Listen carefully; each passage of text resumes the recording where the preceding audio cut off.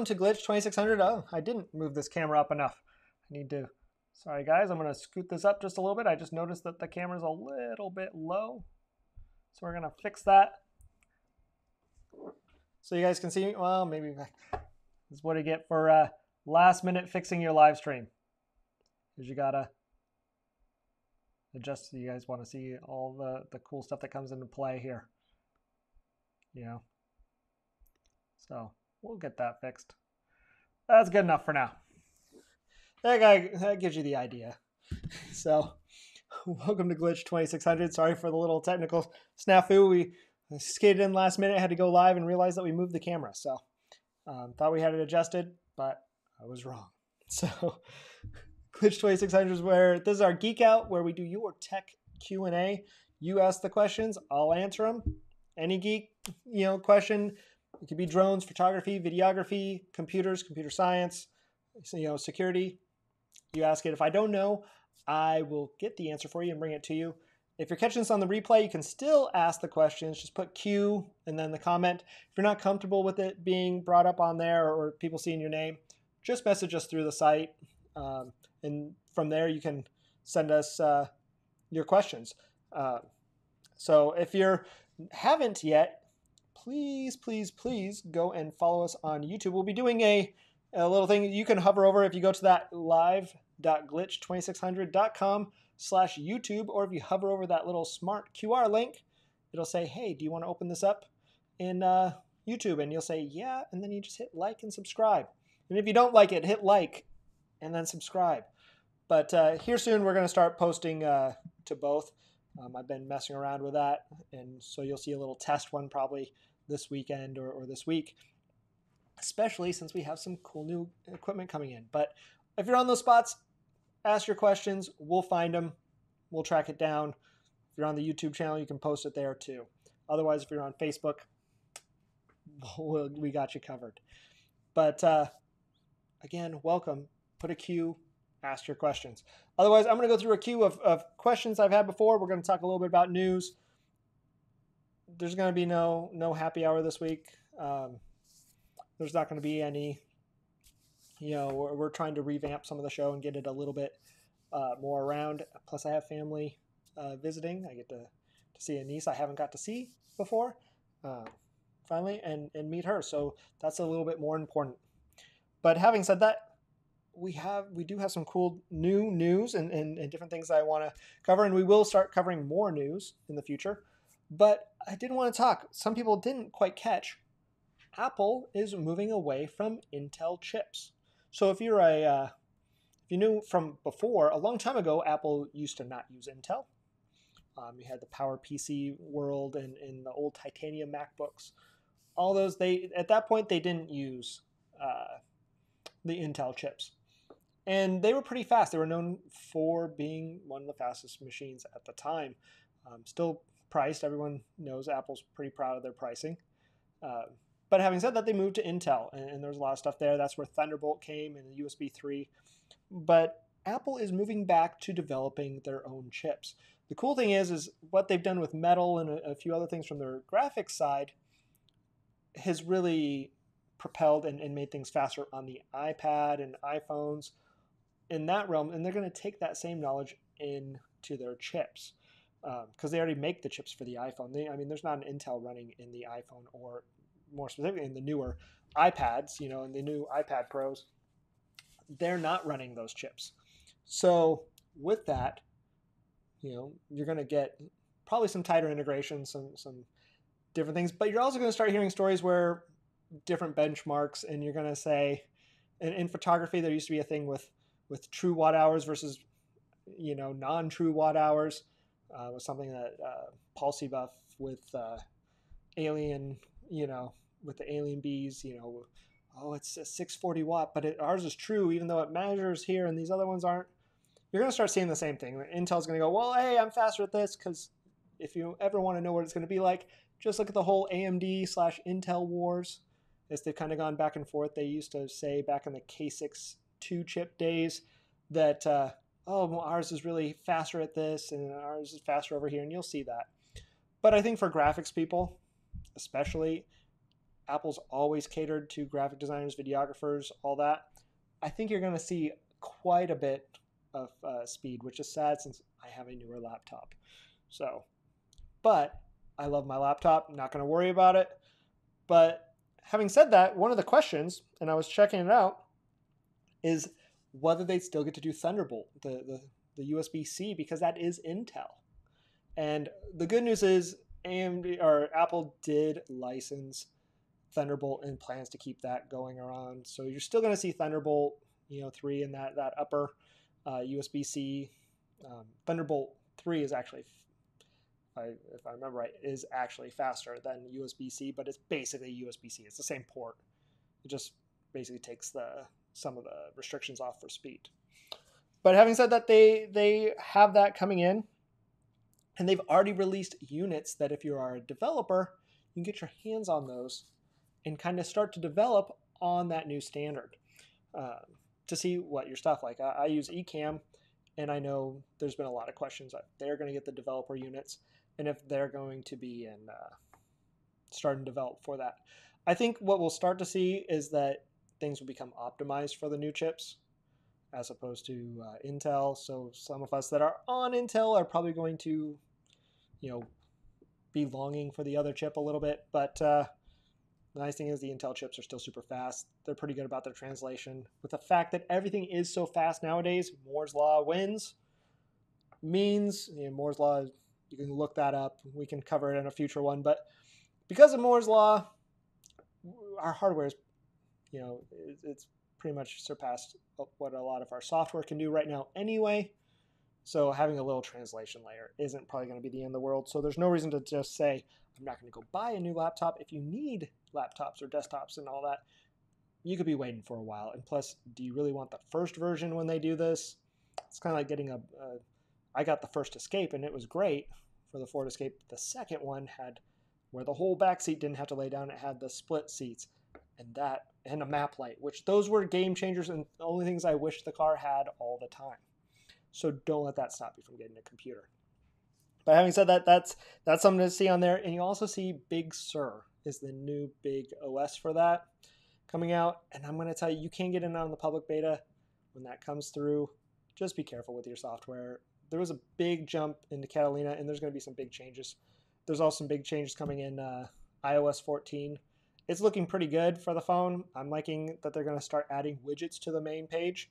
So when you're on your main iPhone page, you're going to have widgets that you can go through there. So more like if you ever see the iPad, you can have these little widgets on the left side.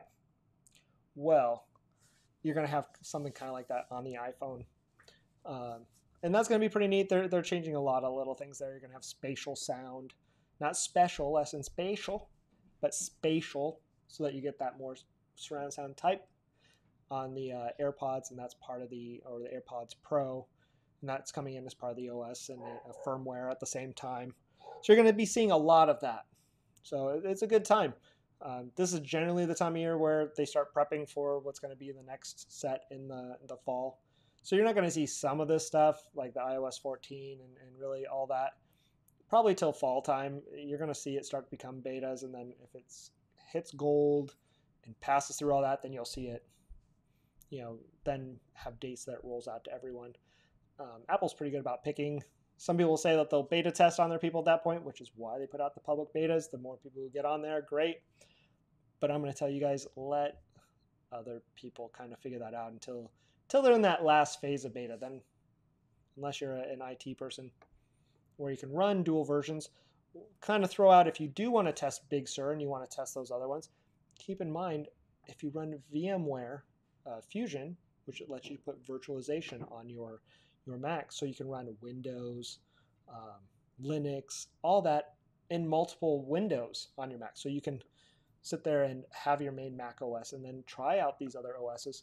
The nice thing is you can put a Mac OS virtualized inside. So that means you can have a stable Mac version. So if you ever need to test something, it would be a good way to test. You could clone your whole setup, upgrade it, test it, play around, and then know it's no big deal. You can always roll back. It does snapshots. Maybe we'll cover a little VMware Fusion class in the future. Maybe that'll be one of our our bites, our 45-minute fun ones. It's not always going to be gaming. It's gaming right now because of my time, and we have the kids, and we're going to be expanding that capability.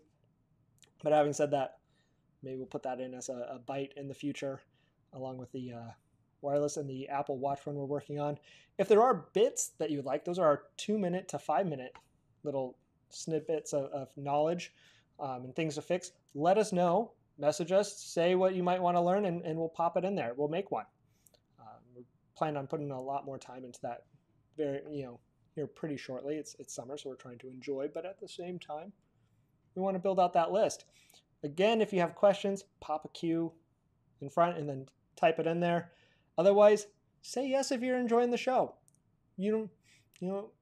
Just let us know. Especially hit a like, hit a follow. Specifically, if you come to the Glitch 2600 page, it does a lot more for us. If you like and follow, you'll get to sign up. I don't know if you guys noticed, when we do post things and post it ahead of time, you can get a reminder. So a lot of lives, if they schedule it ahead of time, you'll see a point where you can click Get Reminder, and it will let you know that, hey, yeah, I forgot that I clicked this 2 days ago or 5 minutes ago, because Facebook's algorithm seems to change with the tide for the most part. But it allows you to set up that reminder, and it'll tell you and remind you. There are cool other things I can do to make that do more, but we'll get there at another time. But that's just some of the news. There's a lot more news. We're going to keep it kind of short and sweet tonight. More because eventually I want to eat dinner. And depending on the questions. I'm going to plug this in. We'll probably see a small glitch for a second. It's like camera in. Oh, secondary input. But having said that, I did get a couple things in today. And one of the things that came through is a good friend of mine. They're hooking up in a business space. They took over a new area, another business that they own the franchise, but they took over from another franchisee, and they were building out and didn't have much for space and ports. So the network jacks have already been ran, and they have a spot with a computer, and they need redundancy. It's not that they need all the network jacks right now.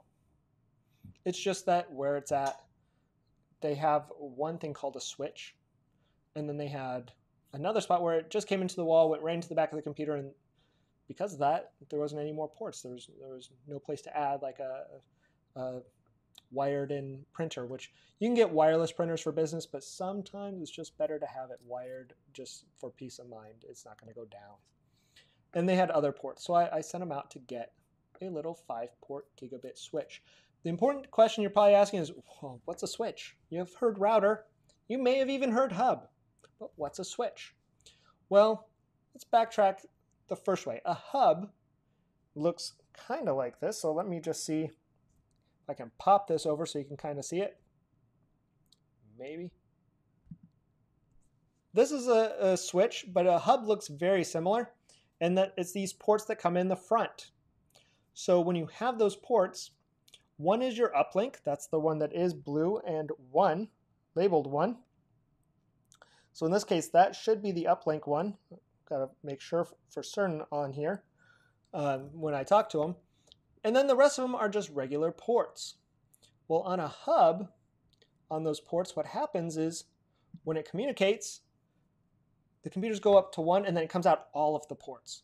So imagine if every time you want to talk to your significant other, or anytime you want to talk to your kids or something, that you had to basically yell at everyone in the room. Like for my kids, one of my kids' name is Jared. If I went, hey, Parker, I'm going to say this to Jared. Hey, Elena, I'm going to say this to Jared. Hey, Jared, I'm going to say this to Jared. I have to say it to everyone. That's what a hub does.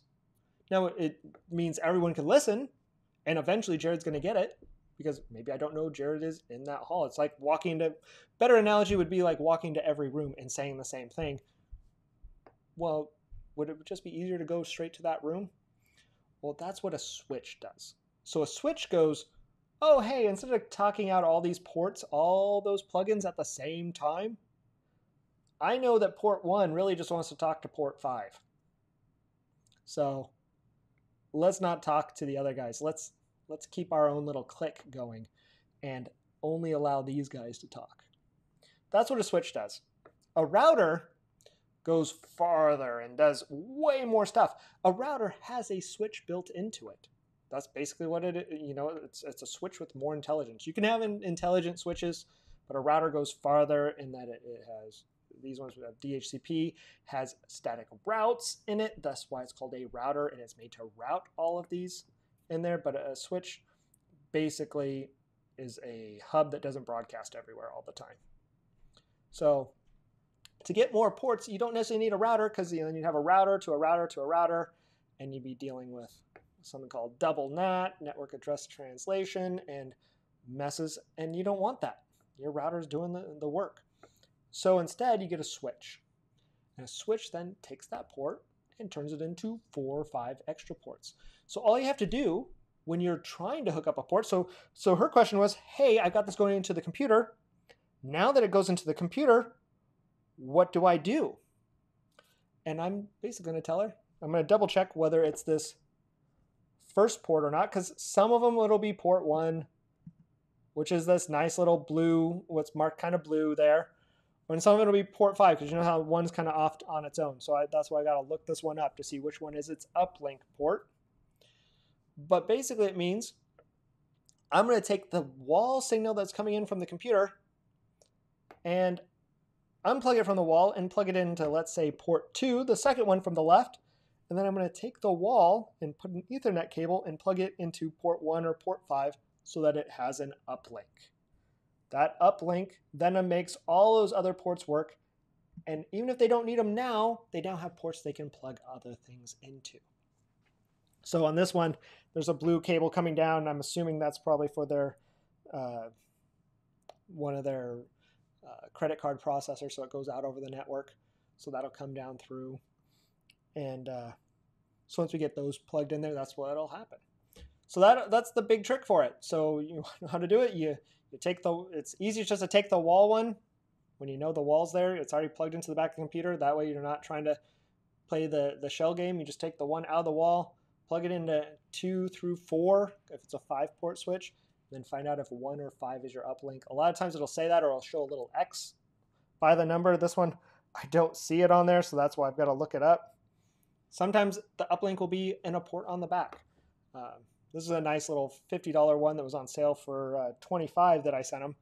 I have to look up which one is the uplink, because I don't know if it's port 1 or port 5. You'd think they would be universal, but it's just like the whole USB thing that I talked about weeks back, that you can go look that why did they wait till USB 3 to make the line blue, so that when you look at USB 1 and 2, you don't understand which one is which, because they look the same, but 2 drastic different speeds.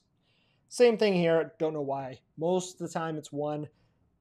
Linksys has a thing with being blue, so I don't know if it's blue just because of aesthetic or if it's blue on that port because it's the uplink. We'll check. But that's how you do it. That's the big trick. That's all you really got to know for it. And after that, you can just plug ports in.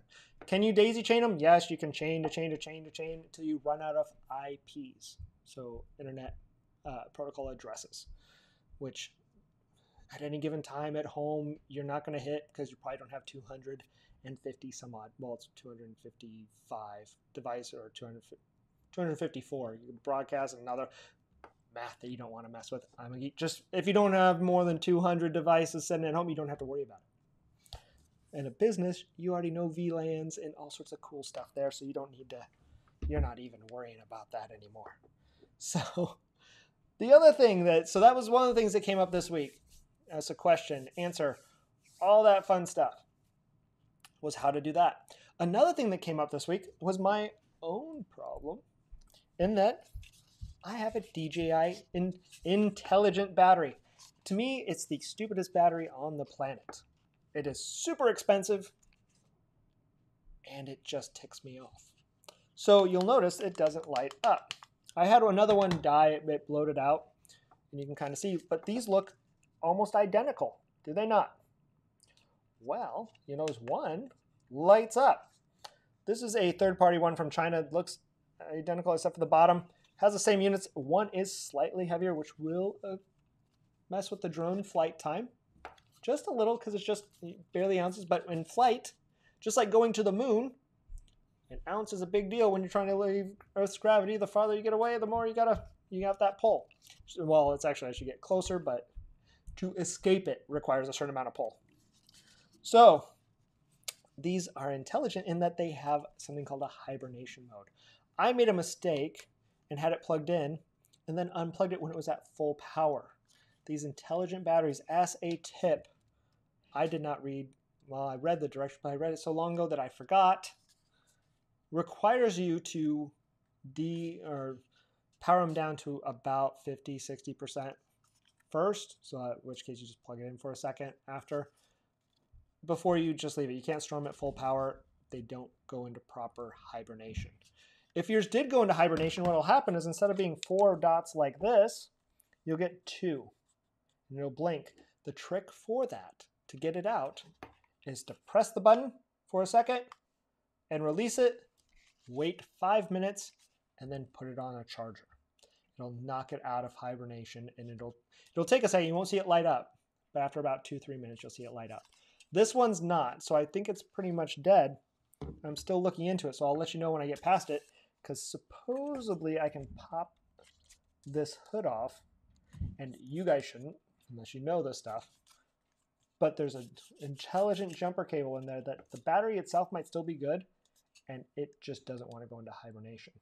One of those things, kind of like the Brother printers that some of them have their inkwell that says when you make it to 7,000, you've printed too much and you need a new inkwell, even if it didn't check to see if it was full, that ink pad. Well, in this case, if you jumper these two things are right under right here, you can trick it into going back on. So I'm going to probably test that outside in a time where if it explodes, I'm probably safe. But the cool thing is this battery, $150. That's why I find it not that intelligent that it does this, and seemingly so hard. You can Google search it, and it's really hard to get these things out of hibernation. That's the trick for it, and there's lots of people who have them die. The fact that I had one blowed up and that this one did it, and it was just outside of their warranty. It's funny how it works that way. Well, 150, where instead for 110, I got 2 of these puppies, 2 of them. And they came with a handy dandy little LiPo safe bag, which means when you fly, it's protected. You have a little level of protection in there, and it won't catch fire or anything like that. Doesn't mean you should put it down in the bottom of the aircraft. You still follow all the aircraft rules. I'd get in trouble from my mother if I didn't say that, but follow the aircraft rules. But this allows you to put it in there, fly it with you, and they're nice, safe, and protected. But nice new batteries on Amazon. You know, I should maybe get endorsed by them because I keep buying stuff. But there you go. If you have questions on it, let me know as I find more, do more. There is another little trick that if you have a drone, what you can do is download the DJI Assistant program. And you pop open, not that side, but the other side, you have a little USB that you can plug this in. Little micro USB. Well, if you have a battery that's semi in sleep, the firmware just might also be out. So you can pop this puppy on, pop it in there, plug it in, download the DJI 2 Assistant, do the firmware upgrade, and sometimes I'll trick it in. I tried it. Didn't work on this one. That's why I think this one's been foobarred and went a little too far, but I'll let you know if I take it apart. I mean, what do I have to lose other than it possibly blowing up and as it going everywhere? But fun kid science experiment at home. But yeah, I'm liking the Amazon one. But as we're talking more, I told you guys about printers. That was something that we covered at the last one that we were messing with this last week, and you know, I staticked some of those and why you might want to do that when you're doing business. Some of the stuff you might want to turn off or on during those, so you can catch that in the last one. Other cool things. This week, I finally tracked down an ATEM Mini Pro, and it comes tomorrow. ATEM Mini Pro, if you catch the past ones, you'll see that's a way for me to broadcast using multiple imports or HDMI inputs. So currently I use I can't show you very well unless I switch to this, something called a Cam Link. It's only about this big. It's a nice little Cam Link 4K, so it can do 4K. If you don't stream it 4K, you can, but it's not really beneficial. I doubt that you guys are watching this on a 4K TV, although you could. But we stream out at 1080.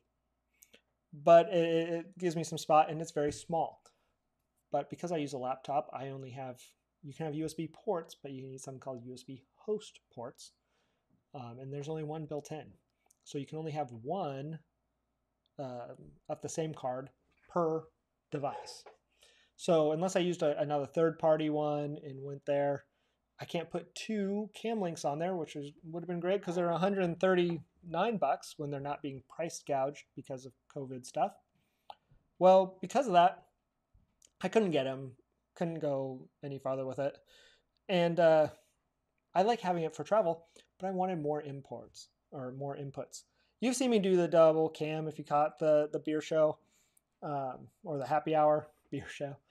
If you are our hoppy hour, well, I bring in another camera for the craft beer geeks. That's using a feature in eCam where it reads via USB. But the thing is it's using the Canon, because I use a Canon camera for that one, where I use a Sony now here, and I have my GoPro. Well, the Canon one, the Canon was never great about opening up their protocols for it, for stream and using USB. So because of that, the USB isn't true 1080, and you'll notice that the quality isn't quite as good. I could flip over to it now. I don't have anything set up over there. But if you go and catch a past one, you'll see that the quality wasn't quite as good. Still good in a pinch. Awesome that eCam does that. But my 5D Mark III has HDMI out. So because it has HDMI out, and my GoPro has HDMI out. So if I switch over here and show you the GoPro, if I grab it, if I would have been prepped, like I said, come running in from working out, if I would have been prepped and show you the GoPro, when you use the 8, you need the little media mod so that you get that, if I can get it to focus. Or not, because maybe I didn't set my center focus. Nope. That's funny because it focuses on me. Oh well. You get the idea. There we go. The little media mod gives me that little, HDMI port. There's the C for power. HDMI mini. So this one I can't even connect via USB. GoPro doesn't allow me, so I can't use it the same time as the Sony unless I plug the Sony in USB, and I don't get 1080. I only get 480, 60 maybe. I think that one maybe supports 720, which is at least HD, where the Canon is just whatever's on the back screen. I know they open up the API supposedly, but Canon hasn't. So it's not eCam's fault. They can do some stuff possibly to make it seem like it, but I don't think it's not them. It's Canon, and they need to get past that with their webcam and all that. It's great, but maybe the webcam thing opens up more. Maybe that will add more. But because of the HDMI with the A10 Mini Pro or A10 Mini, it doesn't even have to be the Pro. Pro just has some other cool features I want with USB-C and the capability to go out live itself. I'm going to always use the eCam, but for a backup, I like that to have backups for my backups. So should I have trouble with a laptop and eCam, it would give me the capability to still go live through it. Plus the buttons, it gives 4 buttons on the front. I can kind of show you what one looks like. But in fact, maybe I will, because that's the coolest way to do it, is if I'm actually prepared enough. Let's just bring that up, because I know where I got mine at. I can actually just show you the Blackmagic A version of it. You know what? We're going to go Blackmagic and the A10 family of switchers here. Products. Maybe. Streaming and encoding. So I can bring up all sorts of cool stuff. So if we flip over, I'm going to show you what this thing looks like. The A10 Mini can do all sorts of cool stuff, but this is what it looks like. So it's a little switcher. Allows me to plug in multiple inputs here and do more. The Pro lets me do something called multi-view, which is important, but this allows me to to switch between 4 inputs. That's important because now I can bring in my Canon with its full power. You know, I can literally, let's see if we can make this work.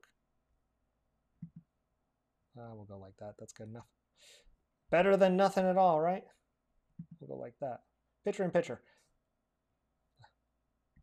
You know, that actually worked pretty well. I'm gonna go like this. Swap cameras. Now you get to see me nice and small.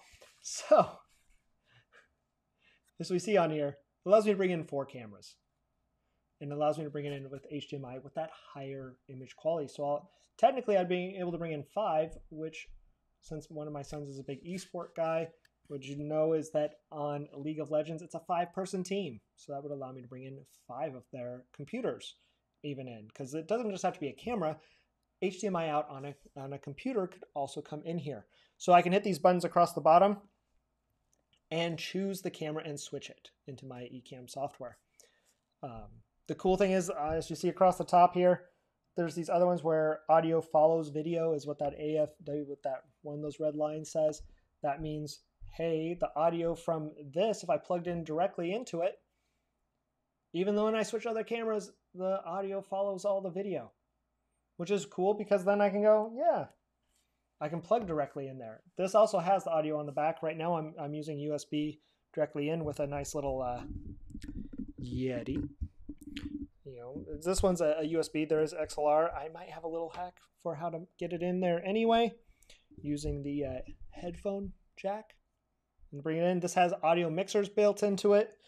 The difference between the Pro and the Mini regular is the buttons along the side. So you see where above where it says FTB right here on the far right, there's no buttons above it. The Pro has a whole bunch of buttons. So you can kind of see it here on the far right on this one. Those are those extra buttons where you get video out capabilities and streaming. What that means is there is a little HDMI out on it and I can see the monitor. So I can see the camera before I switch to it. It's something called Program. So it's a pretty neat device. Most switchers, if you look at the back here, see how there's an HDMI out and a USB out. The HDMI out, I could just have it be whatever I have as a live camera, or I can do, like I said, that multi-view. That multi-view lets me see what's going out and the other 4 cameras that are plugged in. It puts them all multi-viewed on the screen, which I can probably show you. But you can kind of see how they look very similar. They have the mic inputs like that. They're not XLR, so you'd have to convert them. But yeah, you can see you can push little dissolve buttons and all that. So I'm pretty excited about this piece of hardware. You know, and trying it. They talk about esports and bringing that in. And the nice thing is that USB out on the back turns it into look like a webcam. So when you have stuff like Skype, one of the cool things I can do with the Cam Link is I can bring in a Sony and other ones to get a better look on my Skype, you know, or Zoom. So when you're doing stuff at home schooling, that allows me to bring it in a little bit better. But we'll talk about that in a second. But Cam Link lets me do that. This just lets me do it with more cameras. So kind of see that bring in 4 independent cameras or computers, anything with HDMI output. Technically, I could bring in, you know, Blu-ray, all that, but, you know. But there's that USB out. That USB webcam allows you to, I've actually seen someone daisy chain 2 of these together with the HDMI out of one into the other. So 2 Pros together. Why didn't you just do Mini? Comes with cool software you can put inside to do even a little bit more that looks a lot like a broadcast studio. I will tell you, most of the stuff that's like this starts at $1,000. This one's $595. Good luck finding it in stock. I found mine at asaphoto.com. Basically, I went through Blackmagic's website, brought up all the authorized resellers, and looked for what I thought was maybe some of the smaller ones. That's how I found it. I had pre-orders in a few other places. There's a good place called videotex.com. They have more coming in. Pictureline, they were really nice to work with. And you can build in cool effects. Audio. It's going to hopefully show you that multi-view. Because, of course, I can't show it on here. Here's multi-view. That's what multi-view looks like, where you see multiple. So it's one monitor that shows you all of these video feeds. You know? But it even has a built-in audio mixer. But having said that, what's important about this stuff is the first feed that you pull in. A lot of people have had trouble with it. They didn't realize that the first port you plugged into, so when we come up here, and I'm going to scroll quick, this first port that you plug into on the back, if I get back up to the top here, sets the frame rate.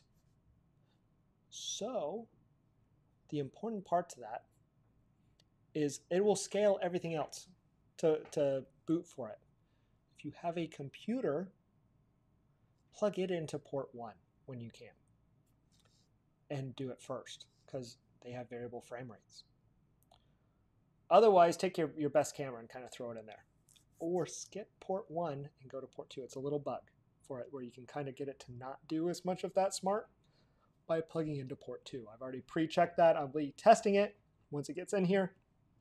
But that's just a quick little hack to get around that. But just be mindful of what you plug in. If you're going to have 4K, it doesn't really bring in 4K, switch to non-4K, a 1080-60. Then if that's what you want to be the standard, plug that one in first. Don't put your 1080, 24, or your 720 in there.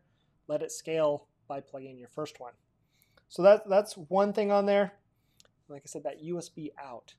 That's the next big part because the cam link does the same thing. So the cam link can bring stuff in like it's a webcam. I'm going to flip back over here. There's not a great way to show you unless I switch into demo mode. So if I switched over into demo mode, what you would kind of see, let's see if I can do it. I've actually never tried live demo mode. Let's switch into live demo mode. Don't show this again. Yeah, turn on live demo, your entire broadcast screen. Yep, so you guys will get to see my broadcast screen. So you can kind of see down here. So there's an iPad. It comes in like a camera. That's my Cam Link 4 down here. I can switch over here to my actual webcam that's on there, but that would not look as good. So I can switch over here like it's a webcam. And that's because of it coming in via USB. So if I switch back out of live view, hopefully you guys aren't seeing that now anymore. It should be back to normal. But because of that, when it's in live, or when you're using that, it allows you to use it in other programs. If I opened up Skype or any of those other programs now, you would see it in there as a camera because it sees it as a webcam. It tricks any of those, or Zoom. Why is that important? Well, with the future of school and all that being where we might have to do a certain amount from home, especially if you are a college, high school student, we're going to need that little bit better graphics possibly, or if you're working from home and needing to do Zooms and all that. This is a great way for you to upgrade or repurpose hardware you already have. You can go out and get a Logitech 920CX, whatever that one is. It's a really nice little webcam. But if you already have, let's say, a Sony 5100, 6100, 6000, whichever, or you have one of those Canon video cameras with HDMI out, or ones that have the autofocus, because that's really the bigger thing for it. And does that better low light? Does that better look? Why not just spend a little bit of money on a capture card? Now, you don't need to get the 595 A10 Mini Pro unless you're doing live streaming and all interested in that and doing multiple imports or multiple sources, unless you want to be on your Zoom calls going camera 1, camera 2, camera 1, camera 2, camera 4, and showing a picture of your dog on the seat, and then hopefully not zooming to yourself where you realize that you weren't wearing pants for your Zoom meeting, and then you're embarrassing going, oh, I had my suit jacket on and no pants. I've never done that. I just turn off my video. But because of that, you can do stuff like that when you have the A10. You don't need that.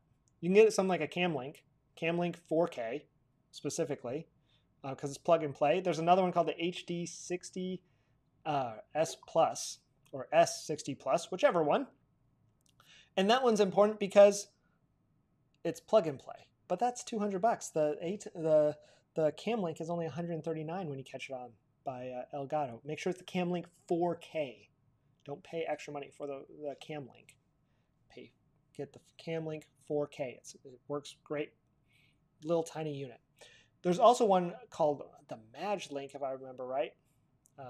If you write me, if you're interested in it, I can tell you one.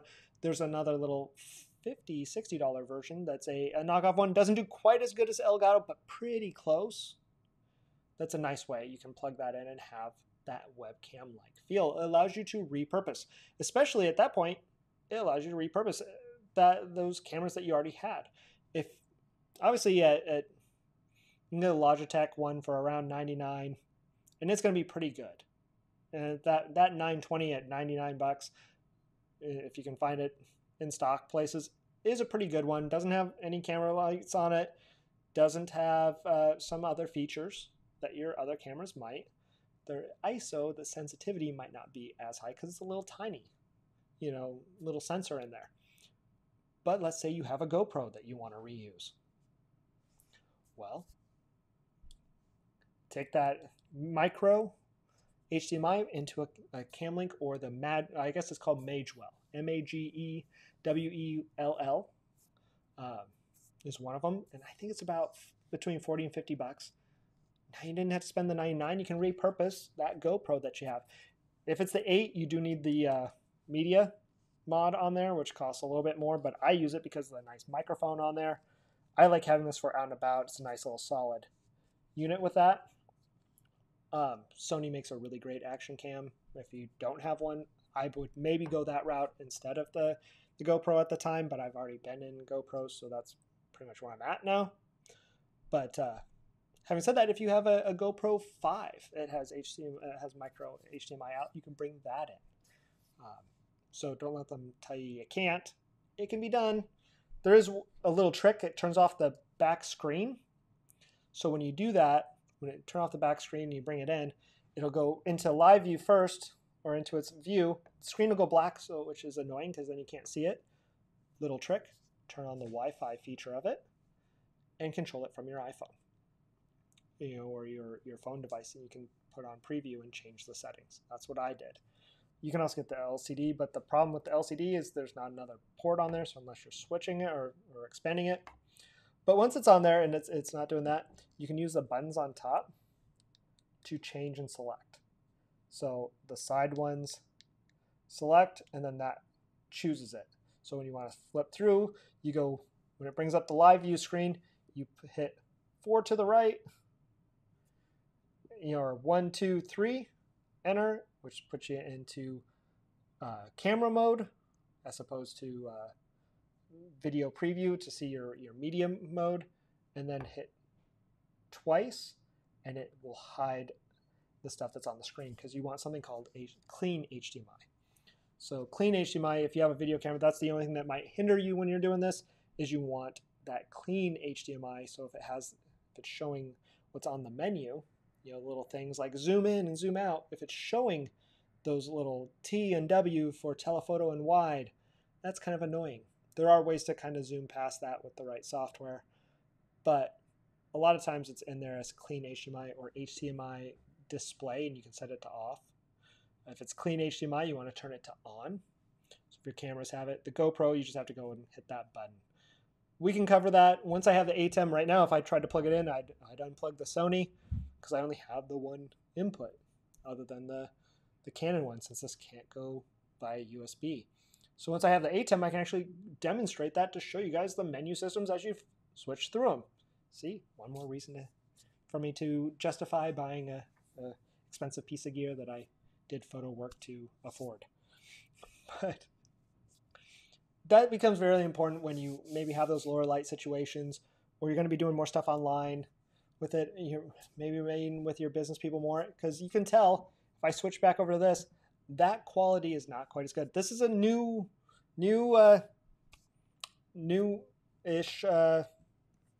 Apple. I mean, this is the 16-inch MacBook Pro. They have not upgraded. This is a 720 video compared to there. This one's a little bit darker, only because I need to bump the ISO up on here. Forgot that I had to do that. But otherwise, you'll notice that this one, you can't see a lot of the details. I got to move in. And this is only doing better because I have such a big light right here and stuff coming at me. In lower light, it just kind of goes grainy. So where this one has a lot better quality, plus I can do the cool focus where I go, and then it'll eventually focus, maybe. There we go. And then I can pull back, and then I'm back in focus, and all of that fun stuff. If I look up, you get the cool little rings in my eyes. But having said that, that's the trick. That's why you might want to do it. You can repurpose that, get that better quality, better look. And if you're having to meet everyone all day, that's a trick for it. But the ATEM, I'll be covering that and talking more on it. So if you are interested in live streaming, say yes and tell me those live stream questions. I will post them up and get them. I've been doing more and more with that. So if I don't know the answer, I'll go help find it for you. I know some people to ask. I know some good sources, and it might be something I want to learn how to do myself. But otherwise, there's a good chance I probably already messed with it or started to, because I'm getting more and more into this. So we'll work that out, we'll get our way there. So if there's no more questions for today, no more news, we've already been talking for way too long. You guys have had to put up with me. Then I'm not going to keep you guys. Plus, I'm not wearing any pants under this, which is why, it's drafty down here. Just kidding. But you wouldn't know because I don't have the ATEM hooked up, so you can't see the extra camera view. So I'm safe. But I'm kidding. I'm good. But again, remember, you can ask those questions even when we're not live on the air. If you know people who have tech questions that are always hitting you up and you are a tech, send them to the page. Save yourself some time. I'm happy to help them. At the same time, if you are watching this and you have friends that have tech questions, send them over. Otherwise, when we have the beer ones back up, you'll see we geek out over craft beer and all that. So if you have some craft beer that you like, go check past episodes. Let me know what you're interested in. We're going to be revamping that a little bit and add just a little bit more dynamics to it. I'm trying to get some more education in there for you guys. I'm still hoping someday we're going to possibly pull on some breweries and get some good brewery tours. We obviously did some location work, but those were kind of impromptu and not planned. So once stuff kind of opens up even a little bit more, I'm hoping to get a little bit more there. Expand that out, but we all got to start somewhere, and it's better to be live than not live at all. So as a reminder, don't forget, if you are going to share this to friends, one, just share them out the current stuff that you're watching. They'll watch this and hopefully like and subscribe at that point. Otherwise, send them to, and you can email this link, live.glitch2600.com/YouTube, or you can just hover over that QR code with your smartphone. If you're watching it on a TV or on a laptop, just pick that up. If it's easier, I'll start posting these links inside of the description, if that would be easier. If that is easier, say yes, so I know that's something you want. Otherwise, I don't want to do it just to waste time. I'm an important, I'm not that important, but, plus I want you guys to interact. I want to say hi. I want you guys to say yes. What's the, Defy Me? I love the movie Antitrust, and there's a Tim Robbins part. He's like, where he talks about, defy yourself, defy me. So I'm just trying to get you in fired up. I'm tripping over my words today, but hopefully you guys found this entertaining. If not, fake it and tell me you found it entertaining. Hit like, subscribe, pass it on, follow us on YouTube. Help me get those counts up so we can keep going and doing more and expanding, and hopefully keep adding and make this just a lot more or a lot of fun, and we get all the help out there that you guys need. And as I keep coming up with more tech questions, and as you guys come up with more tech questions, I'll keep answering. But in the meantime, I hope you guys all have a great night, and keep an eye out for the next set of episodes. Bye.